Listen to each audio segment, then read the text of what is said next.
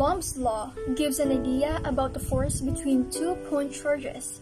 By the word point charge, it means that in physics, the size of linear charged bodies is very small as against the distance between them.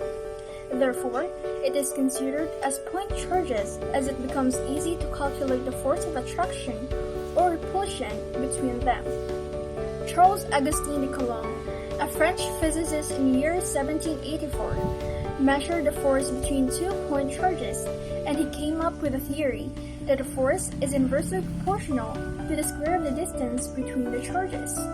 He also found that this force is directly proportional to the product of the charges.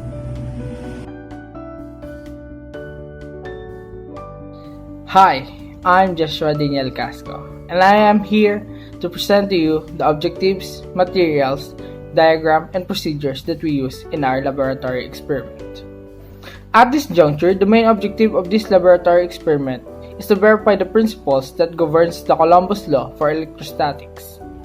And the materials or apparatuses that we use in this experiment is the PhET simulator.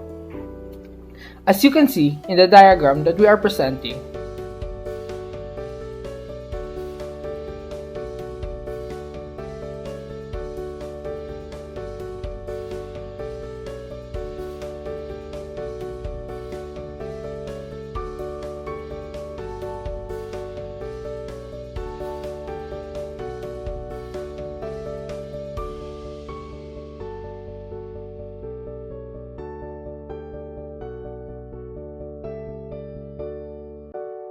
this is how the PhET simulator is illustrated and how it is used in our Coulomb's law laboratory experiment.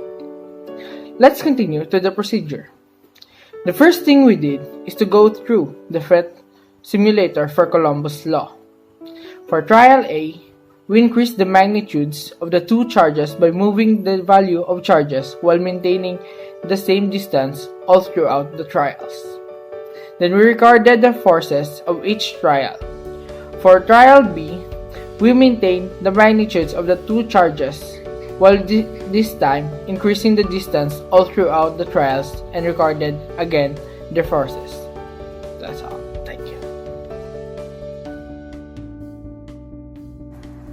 On this stage, I will discuss the Table A and Table B, which shows the data we gathered during the experiment. Based on the Table A, which requires the distance between the charges is held constant. The amount of charges in every trials from 1 to 5 are increasing, with a distance of 0.04 meter or 4 centimeters between the two positive charges, which the force simply concluded as a repulsive force. The force between the charges are also increasing. In trial number 1, the force is 44.938 Newton, followed by 84.358 Newton. In trial number 3, the force is 134.813 Newton. Next is 196.603 Newton.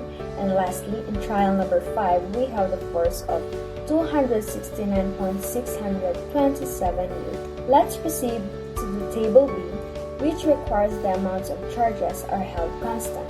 The amount of charges in every trials from 1 to 5 are held constant. Q sub 1 is -4 microcoulomb all throughout, and Q sub 2 is +4 microcoulomb all throughout the trials, with the distance is increasing from 0.03 meters or 3 centimeters to 0.07 meter or 7 centimeters between one positive and one negative charges, which the force is concluded as an attractive force. And it shows that the force between the two different charges are significantly decreasing, starting from the trial number 1 with a force of 159.779 Newton, followed by 89.876 Newton, with the number 3 with a force of 57.520 Newton. Next is 39.95 Newton, and lastly, for the last trial, has a force with 29.349 Newton.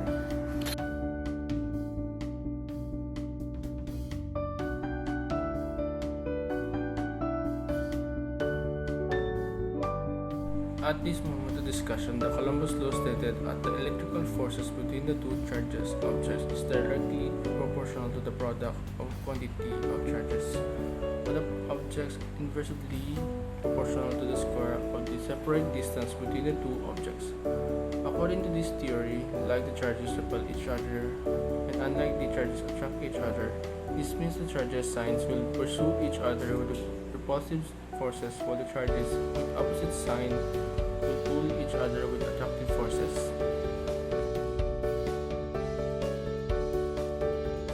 Observation.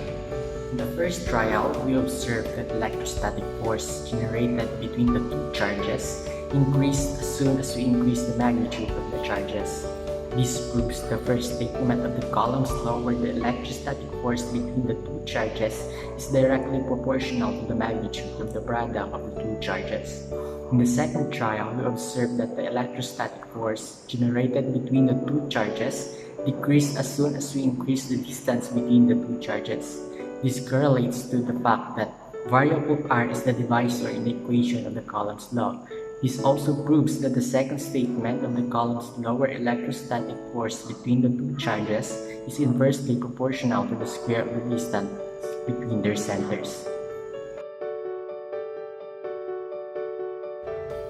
In electrostatics, electrostatic force is directly proportional to the product of the electrostatic charges, because as we increase the charges, the forces between the charges also increases. And as we decrease the charges, the forces between the charges also decreases. The electrical force between two charged objects is inversely related to the distance of separation between two objects. Increasing the separation distance between objects decreases the force of attraction or repulsion between the objects, and decreasing the separation distance between objects increases the force of attraction or repulsion between the objects. Conclusion. Based on the result of the trials, we conclude that two statements of the Coulomb law, where it states that the electrostatic force between the two charges is A, directly proportional to the magnitude of the product, the two charges, and B, inversely proportional to the square and distance between their centers, are both true.